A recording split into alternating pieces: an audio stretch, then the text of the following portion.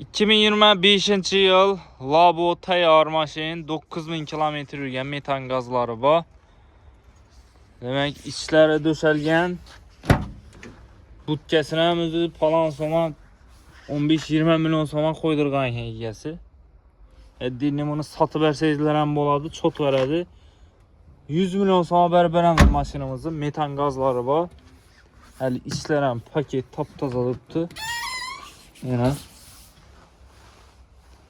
bozorchilar uchun, mevachilar uchun dum o'ng'ayli mashin. Ko'rib olasizlar, xudo xolasa. 9000 km turibdi, rodnoy mashin. Bahosi 100 milyon so'm. Gelip görüp olasizlar. 24 milyon bilan kreditga chiqadi, 2 milyon 400 dan 5 yil. Yandan balabomuz 22 yil 2 milyon so'm bilan bitirib beramiz. 2 milyon 800 ming so'mdan chiqadi olib to'lov.